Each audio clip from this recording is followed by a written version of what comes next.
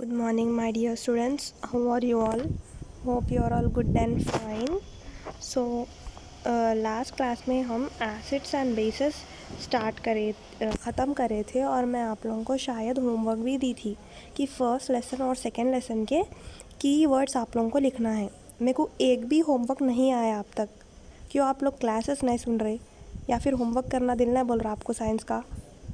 मेरे को कल तक हर किसी का होमवर्क होना फर्स्ट लेसन और सेकेंड लेसन के ये जो कीवर्ड्स मैं आप लोगों को बोली थी, ये सारा होमवर्क मेरे को कल तक होना है। समझ में आया ना बच्चों? होमवर्क प्लीज़ रिस्पॉन्ड करो और होमवर्क डालो मुझे। आज की क्लास में हम थर्ड लेसन स्टार्ट करेंगे, सिल्क वूल।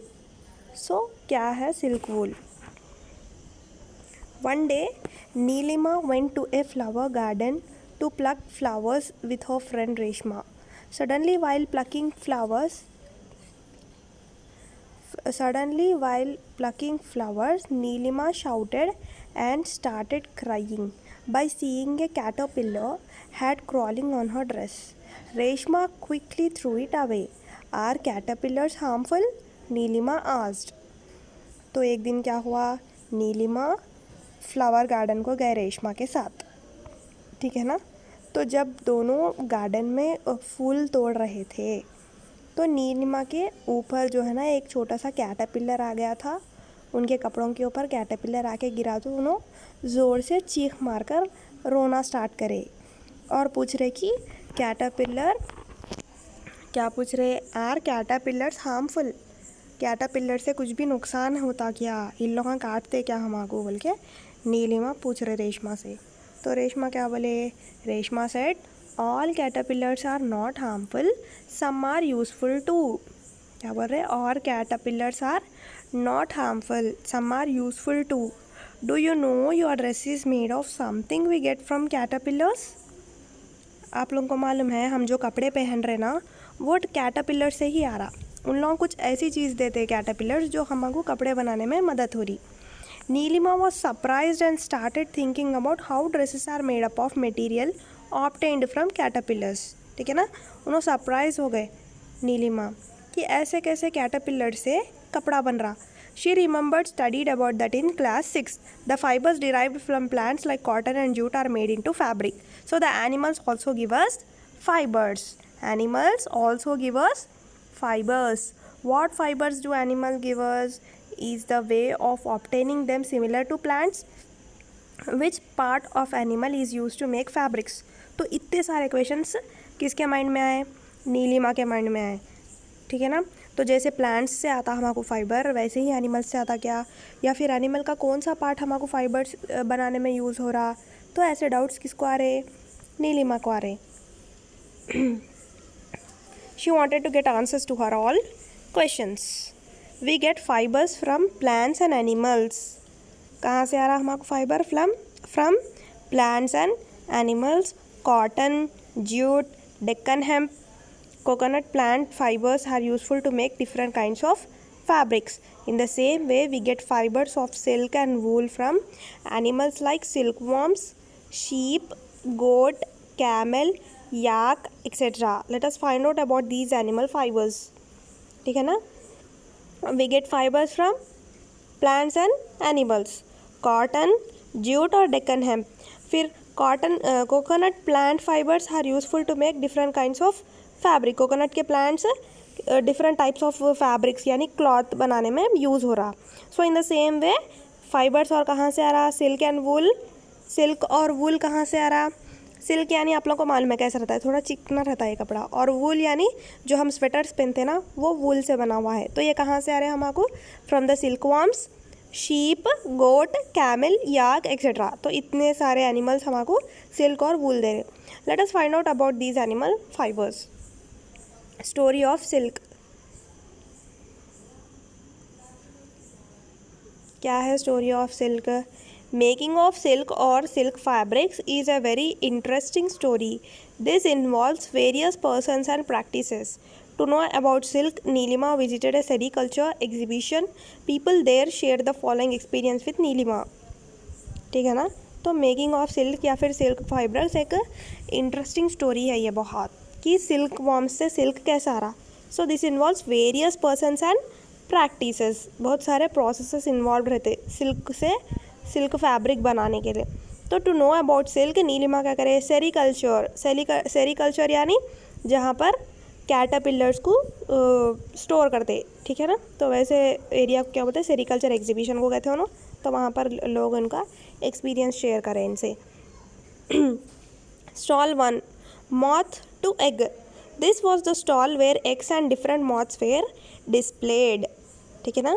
यहाँ पर ये जब उन्होंने पहले स्टॉल को गए एग्जीबिशन में, तो वो स्टॉल में क्या था, where eggs and different moths were displayed. तो ये फर्स्ट स्टॉल में क्या था, एग्स थे, एग्स। ये डायग्राम में देखो फिगर 1 में, तो ऐसा एग्स उनको दिखाई दिया। तो hello, I am Pratima living in Palamakula of Rangareddy district. My father works in a seed growing center. Do you know we call the eggs of silk moth as seeds?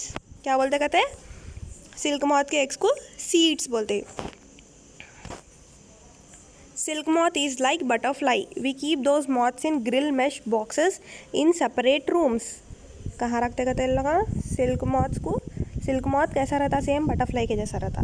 कहाँ रखते हैं लगा, grill mesh boxes, separate rooms में रखते। My father takes care of those silk moths, we call them as चिलकालू। My father said scientific name of these moths is Bombyx mori. क्या है silk moth का, सिल्क वॉर्म का scientific name क्या है, Bombyx मोरी।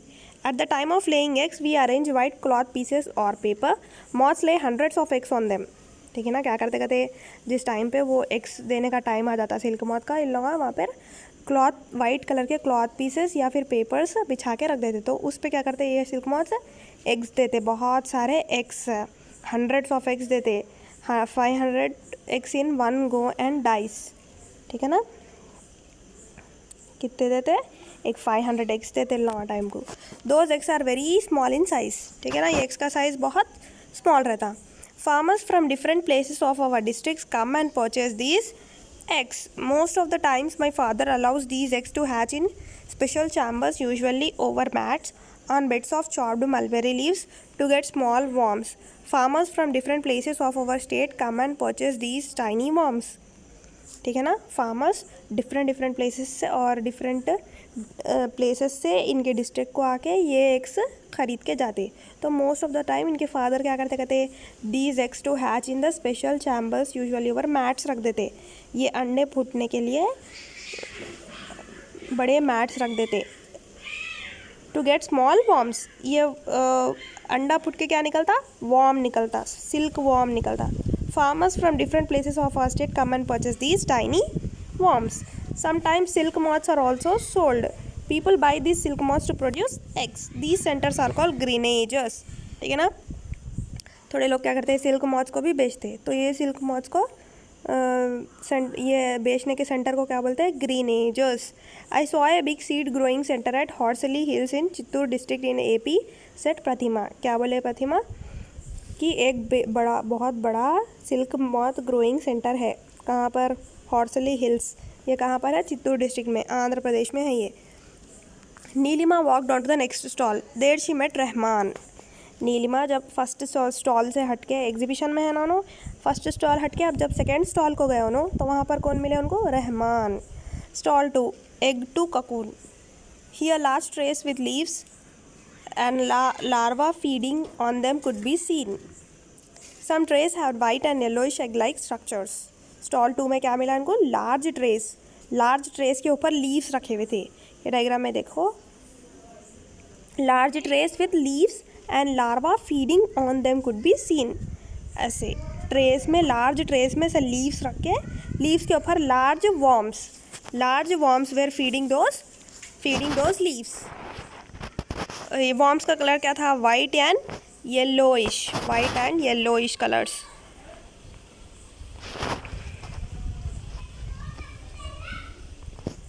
अस्सलामुअलैकुम, I am Rahman from Karimnagar district.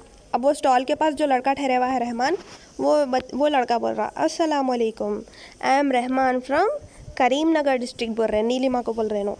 We grow silk worms to get cocoons. Silk worms को हम क्या कर रहे हैं, ग्रो कर रहे, तो क्या मिलता हमको, ककून्स मिलते सिल्क वॉर्म से। We get 5 to 6 harvest of worms in a year.